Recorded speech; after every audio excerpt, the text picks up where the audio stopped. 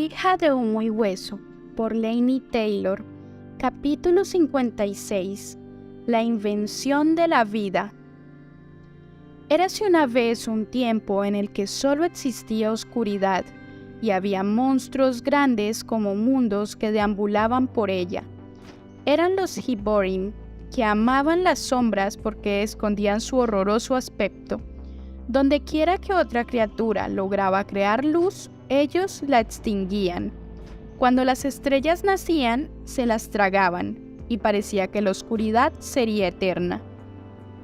Pero una raza de bravos guerreros escuchó hablar de los Hiborim y viajó desde su lejano mundo para enfrentarse a ellos. La batalla entre la luz y la oscuridad fue larga, y muchos de los guerreros perecieron. Al final, cuando derrotaron a los monstruos, quedaban 100 guerreros vivos, que se convirtieron en los dioses estrella y trajeron la luz al universo.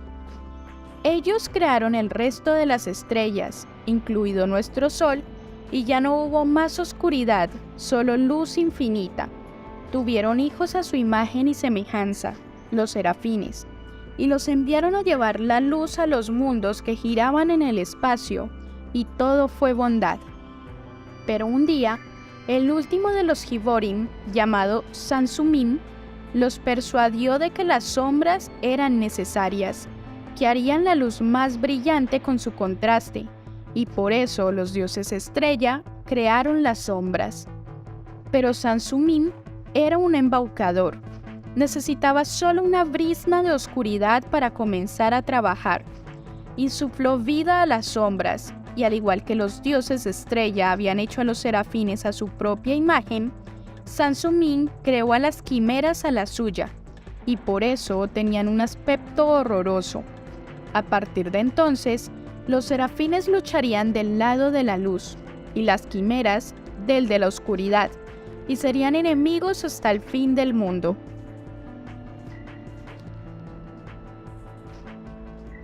Madrigal rió medio dormida. ¿Sansumin? ¿Qué nombre es ese? No me preguntes a mí, es tu antepasado. Sí, claro, el feo tío Sansumin, que me creó a partir de una sombra. Una horrible sombra, añadió Akiva, lo que explica tu horrorosa apariencia. Ella rió de nuevo, pesada y perezosa.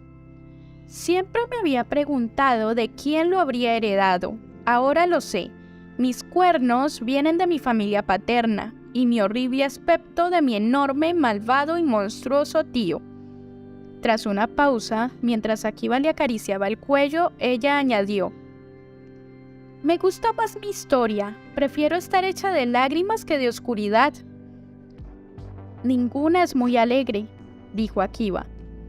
Es cierto. Necesitamos un mito más divertido. Vamos a inventar uno. Estaban tendidos y abrazados sobre sus ropas, que habían extendido en la musgosa orilla de un riachuelo que brotaba detrás del templo de Elai.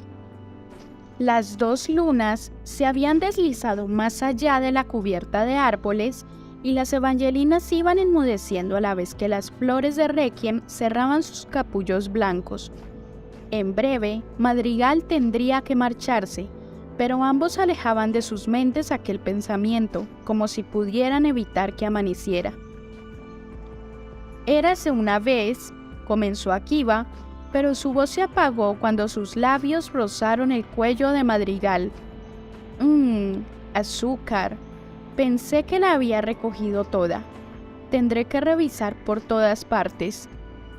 Madrigal se retorció, riendo sin poder contenerse. No, me haces cosquillas. Akiva lamió de nuevo su cuello, provocándole más que un cosquilleo, un estremecimiento, y Madrigal dejó de protestar. Tardaron algún tiempo en retomar su nuevo mito. Érase una vez, murmuró Madrigal más tarde, con la cara apoyada en el pecho de Akiva, de modo que su cuerno izquierdo rodeaba el rostro de él y le permitía apoyar la frente. Un mundo perfecto que estaba lleno de pájaros y criaturas rayadas y cosas hermosas como azucenas de miel y estrellas y comadrejas. ¿Comadrejas?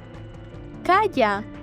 Y ese mundo ya tenía luces y sombras, por lo que no necesitaba estrellas bribonas que vinieran a salvarlo, y tampoco le hacían falta soles sangrantes ni lunas lloronas. Y lo más importante, nunca había conocido la guerra, que es algo terrible e inútil que ningún mundo necesita. Tenía tierra y agua, aire y fuego, los 4 elementos. Sin embargo, le faltaba el último, el amor. Akiva tenía los ojos cerrados, sonreía mientras escuchaba, al tiempo que acariciaba la suave pelusilla que cubría la cabeza de Madrigal y recorría los anillos de sus cuernos. Así que ese paraíso era como un joyero sin una joya, y allí estaba, día tras día, con sus amaneceres rosados, sonidos de criaturas y perfumes extraños, en espera de que los amantes lo encontraran y lo llenaran con su felicidad. Hizo una pausa. Fin. ¿Fin? Akiva abrió los ojos. ¿Qué quieres decir con fin? La historia está acabada. El mundo sigue esperando, respondió ella mientras rozaba su mejilla con la dorada piel del pecho de Akiva. ¿Sabes cómo encontrarlo? Podemos marcharnos antes de que salga el sol, dijo él con nostalgia. El sol. Madrigal detuvo los labios en su nuevo recorrido hacia el hombro de Akiva, el que mostraba la cicatriz que recordaba su primer encuentro en Bullfinch. Pensó en cómo podría haberlo dejado sangrando, o peor, haber acabado con él, pero algo ineluctable la había detenido de modo que ahora pudieran estar allí. La idea de separarse, vestirse, marcharse, le provocó una renuencia tan fuerte que le resultó dolorosa. Sintió temor también a lo que su desaparición pudiera haber provocado en Loramendi. Una imagen de Tiago enfadado se inmiscuyó en su felicidad, y ella la alejó, pero no había posibilidad de detener el amanecer. «Tengo que irme», dijo con profunda tristeza. «Lo sé», respondió él. Madrigal levantó la cabeza de su hombro y descubrió que la desdicha de Akiva se igualaba a la suya. Él no preguntó «¿Qué vamos a hacer?». Ella tampoco. Más adelante hablarían de esas cosas. En ese primer encuentro se sentían cohibidos ante el futuro y, por todo lo que habían sentido y descubierto durante la noche, todavía tímidos el uno con el otro. Madrigal alcanzó el colgante que llevaba en torno al cuello. «¿Sabes qué es esto?», le preguntó al tiempo que desataba el cordón. «¿Un hueso?». «Bueno, sí, es un hueso de la suerte. Cada uno coloca un dedo alrededor de una punta, así, y entonces pedimos un deseo y tiramos. El que se quede con el trozo más grande verá cumplido su deseo». «¿Es magia?», preguntó Akiva sentándose. «¿De qué pájaro proceden estos huesos que producen magia?». «No, no es magia. En realidad, los deseos no se cumplen». «Entonces, ¿por qué hacerlo?». Ella se encogió de hombros. ¿Esperanza? La esperanza puede ser muy poderosa. Tal vez no haya verdadera magia en el hueso, pero cuando sabes qué es lo que anhelas y lo mantienes como una luz dentro de ti, puedes hacer que las cosas sucedan, casi como magia. ¿Y qué es lo que deseas? Se supone que no debes decirlo. Ven, pide un deseo conmigo. Madrigal levantó el hueso de la suerte. Había colocado el hueso en un cordón en parte por capricho y en parte por insolencia. Fue cuando tenía 14 años, llevaba 4 al servicio de Brimstone y había comenzado también su adiestramiento para la batalla, y se sentía llena de fuerza. Una tarde había entrado en la tienda mientras Twiga estaba sacando de sus moldes Lucknows recién acuñados y le había suplicado uno. Brimstone no le había mostrado aún cuál era la cruda realidad de la magia y el diezmo de dolor, y todavía consideraba que pedir deseos era una diversión. Cuando se lo negó, como siempre hacía, a excepción de los Scoopies, para cuya creación solo se necesitaba un pellizco de dolor, sufrió una breve pero intensa rabieta en un rincón. Ahora ni siquiera sabía qué deseo había sido de tal importancia para sus 14 años, pero recordaba perfectamente cómo Isa había extraído un hueso de los restos de la cena, urogallo salvaje en salsa, y la había confortado con la leyenda humana del hueso de la suerte. Isa conocía numerosas historias humanas, y fue ella quien despertó en Madrigal la fascinación por esa raza y su mundo. Desafiando a Brimstone, tomó el hueso y convirtió la petición del deseo en un verdadero espectáculo. ¿Eso es todo?, preguntó Brimstone cuando escuchó el insignificante deseo que había provocado su pataleta. ¿Habrías gastado un deseo en eso? Madrigal e Isa estaban a punto de romper el hueso, pero se detuvieron. «Tú no eres tonta, Madrigal», dijo Brimstone.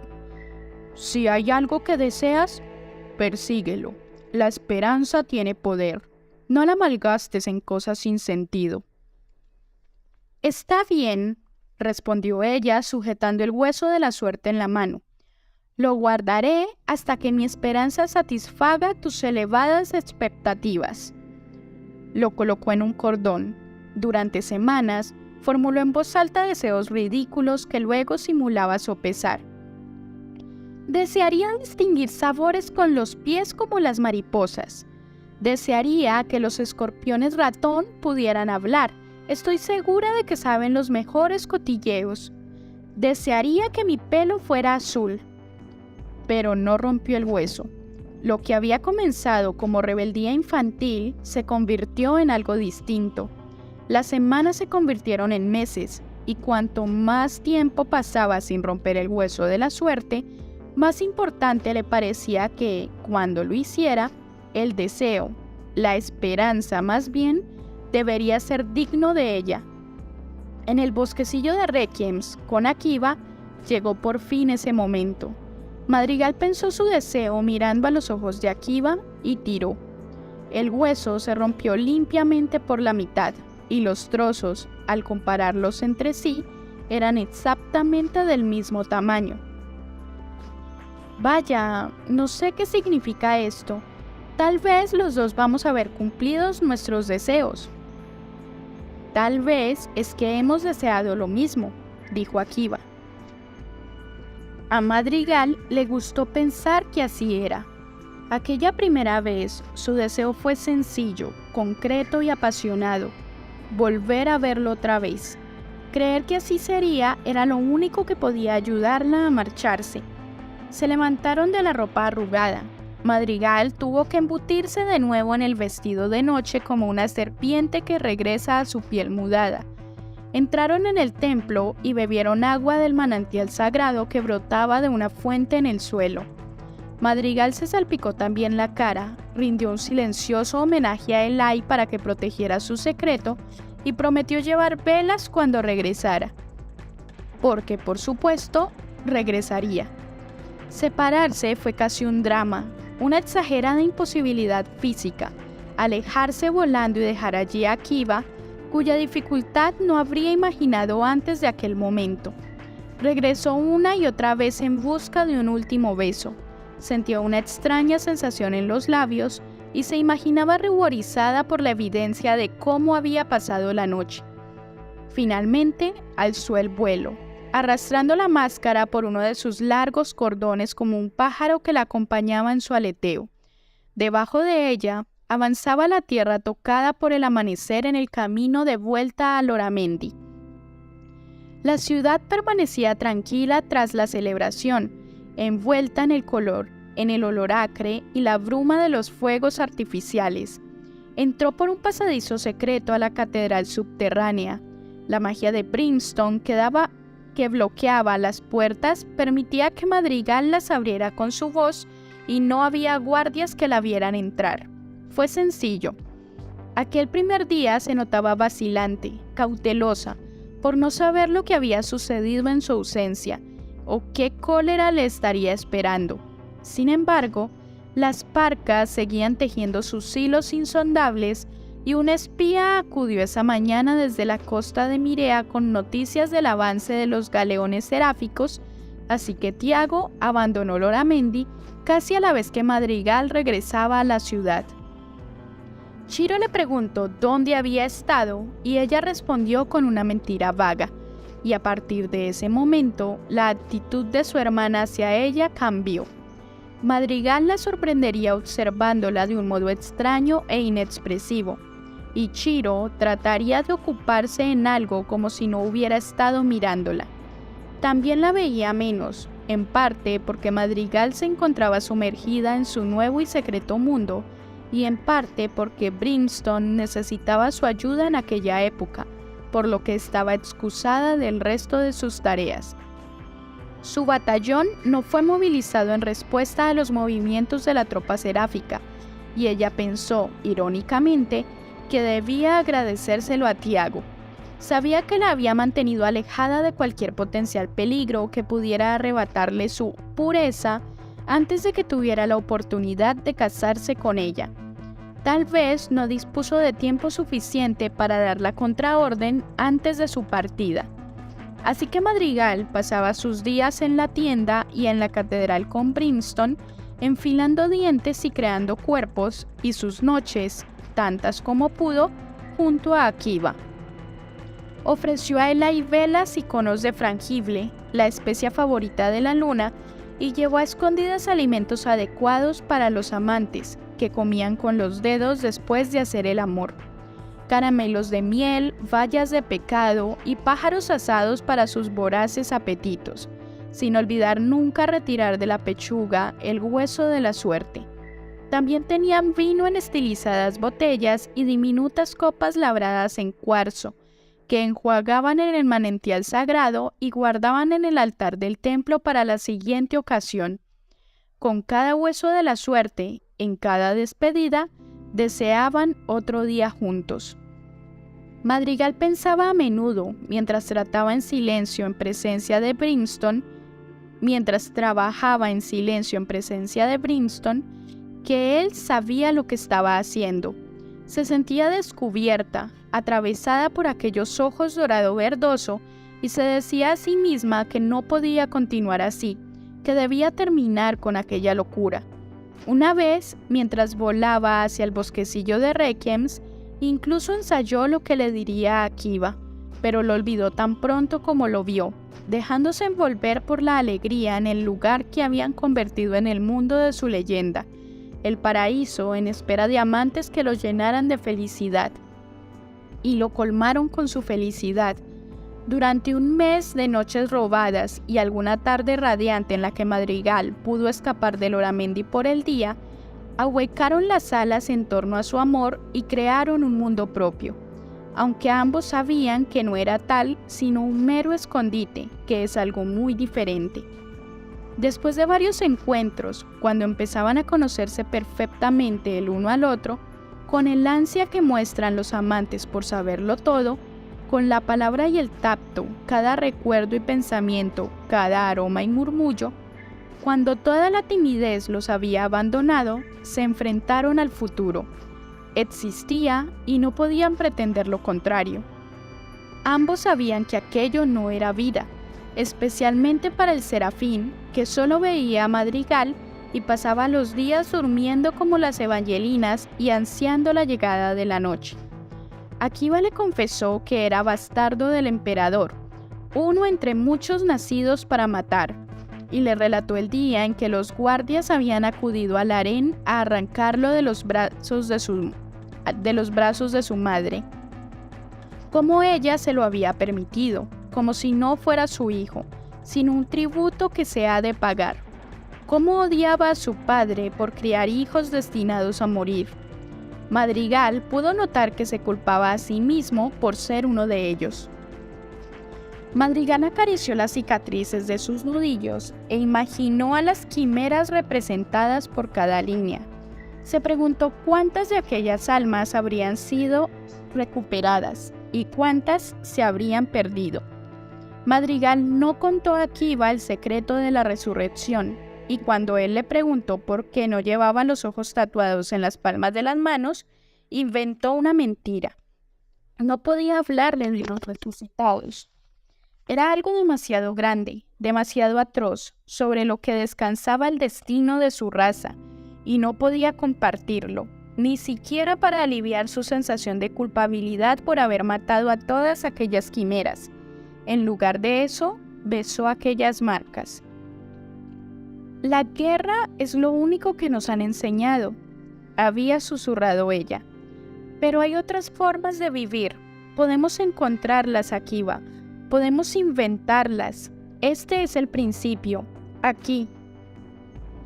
Madrigal acarició el pecho de Akiva y sintió una oleada de amor por el corazón que impulsaba su sangre, por su suave piel y sus cicatrices, y por aquella ternura tan poco propia de un soldado. Le tomó la mano, la presionó contra su pecho y afirmó: «Nosotros somos el principio». Empezaron a creer que podía ser así. Akiva le contó que en los 2 años transcurridos desde Bullfinch no había matado a ninguna quimera. ¿Es cierto eso?, preguntó ella sin poder creerlo. Tú me mostraste que se puede elegir no matar. Madrigal bajó la mirada hacia sus manos y confesó: yo sí he matado serafines desde aquel día. Akiva la tomó de la barbilla y levantó su rostro hacia él. Pero al salvarme, me cambiaste, y estamos aquí gracias a aquel instante. ¿Antes habrías pensado que fuera posible? Ella negó con la cabeza. ¿No piensas que otros también podrían cambiar? Algunos, contestó ella pensando en sus compañeros, en sus amigos, en el lobo blanco. Pero no todos. Primero unos pocos y luego más, dijo Akiva. Primero unos pocos y luego más. Madrigal asintió y juntos imaginaron una vida diferente, no solo para ellos, sino para todas las razas de Eretz.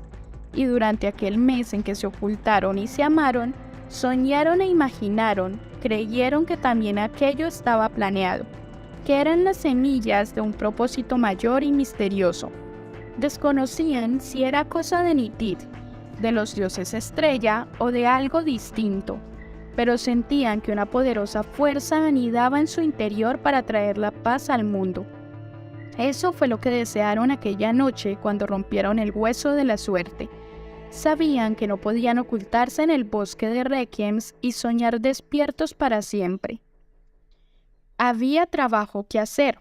Estaban empezando simplemente a convertir su deseo en realidad, pero con tanta esperanza que podrían haber conseguido milagros, haber iniciado un cambio, si no los hubieran traicionado.